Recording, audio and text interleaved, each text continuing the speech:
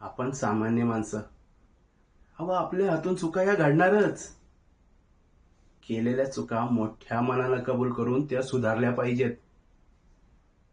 जर त्याच चुका अहंकारातनं होत असतील ना, तर नियती अहंकारी माणसाला धडा शिकवल्याशिवाय राहत नाही. देवभक्ती ही निर्मळ मनानं केली पाहिजे. जर मनात पाप ठेवून भक्ती केली तर तिचं फळ हे मिळत नसतं. आयुष्यात चांगली कर्म केली की तीच कर्म तुमचं रक्षण करतात. मग तुम्हाला तावीज, गंडा, धागे दोरे घालण्याची गरजच पडत नाही. देव तुमचं पाप पुण्य मोजत असतो.